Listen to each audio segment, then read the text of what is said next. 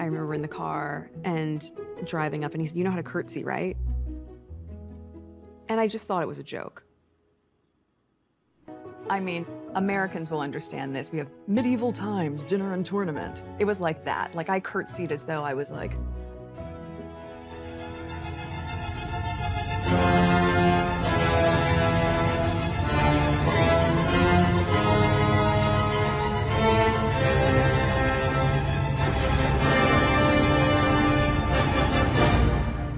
What's going on, everyone? Jeremy here from The Recording. I've often talked about, like, I don't understand. I don't get the Meghan Markle, Harry, whatever his name is, Prince Harry.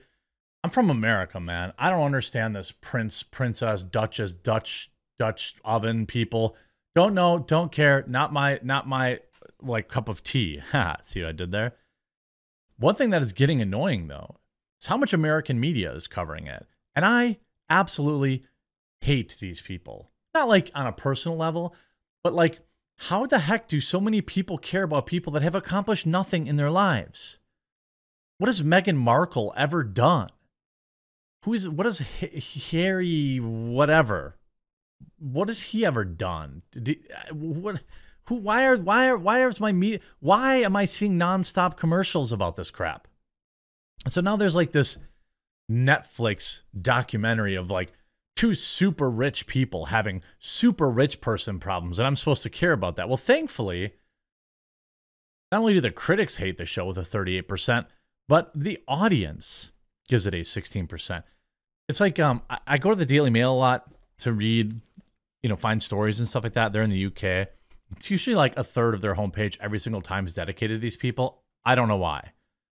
I'm sorry if you're British or whatever from the UK and this offends you, but I'm sure you don't give a damn about Joe Biden either, right? And he's not even like whatever, your king or whatever. This would be like his niece and nephew.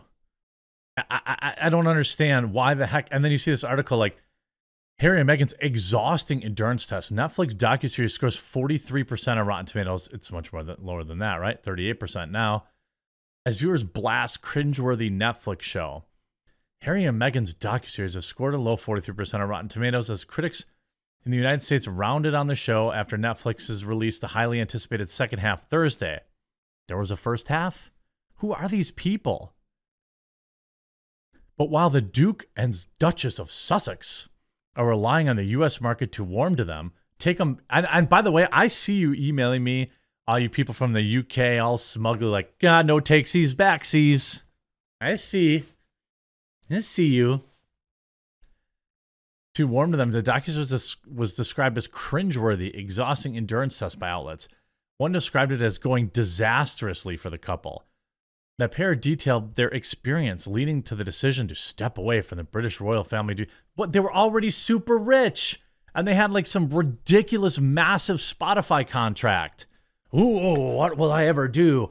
I'm either going to be wealthy or a little more wealthy. Ooh, I'm biting my nails. Whatever will we do? Let's document it on Netflix.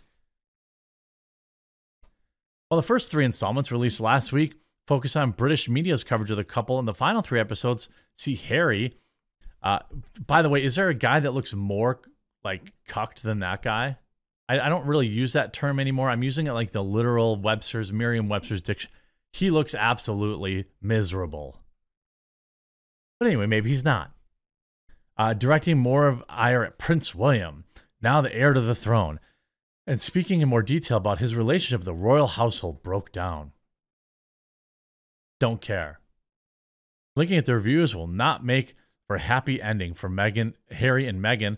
41 for the director of the docuseries, Liz Garbus. Why? They got paid. According to review aggregate website Rotten Tomatoes, the series has been received positive reviews from just 43% of critics. It's lower than that. This fell on Thursday following the release of the final 3 episodes. The audience score makes it even worse for reading, with positive reviews making up just 14% of the 4,200. It's worse now.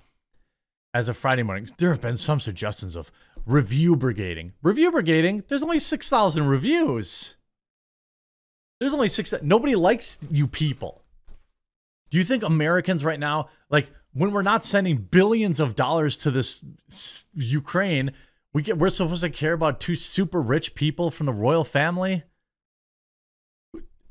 This is America, right? Like, nobody cares about these people except for, like, I don't know, sweaty housewives? I don't know. Who cares about these people?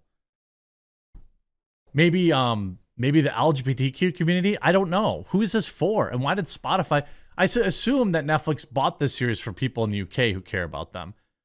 Like, they're no different than their Kardashians to me. Useless. Sorry if this offends you, but not sorry. I'm sure most people agree with me. She seems like dumber than a box of rocks, in my opinion. And he seems absolutely miserable. It's really difficult to care about these people's troubles when they're living in like a multi-million-dollar mansion in LA and have $100 million contracts between Netflix and Spotify. Who cares about these? Go away. The Atlantic magazine review of the final 3 episodes of the series called them a cringeworthy end to Harry and Meghan on Netflix.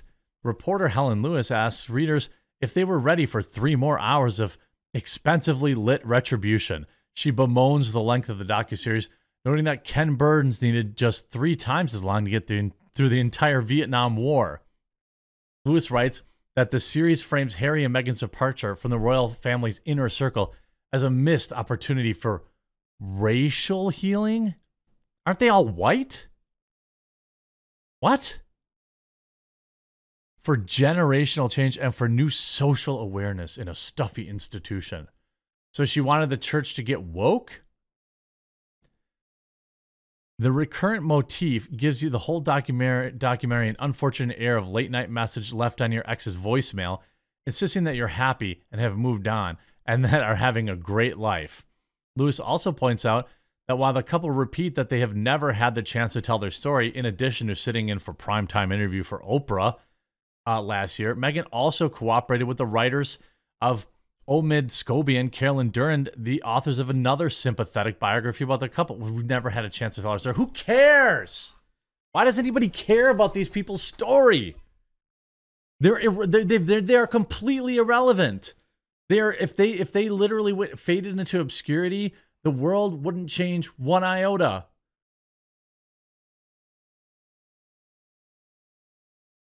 Netflix and Harry's and Meghan is going disastrously for, yeah, I mean, I don't even understand. While briefly dethroning Mega Hit Wednesday for a #1 spot on Netflix, the show quickly slipped back under it, and the 3-hour premiere has been roasted by critics and fans alike, Forbes says. The overall gist of the show is that it isn't presenting all that much new information, but it's a straight retelling of old conflicts between Harry and Meghan and the royal family, and also between them and the British tabloid press and paparazzi.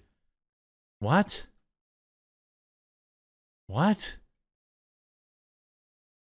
Why wouldn't you guys take them back? The Chicago Tribune, meanwhile, said the final 3 episodes were about image management for Harry and Meghan, gave the show 2.5 out of 4. The newspaper said the couple have made it clear that they were under siege during the time as working royals. Under siege? How much are these people worth? What is her stupid name? Meghan Markle? I bet she's worth tens of millions. Like tens of millions. Yeah, current net worth $60 million.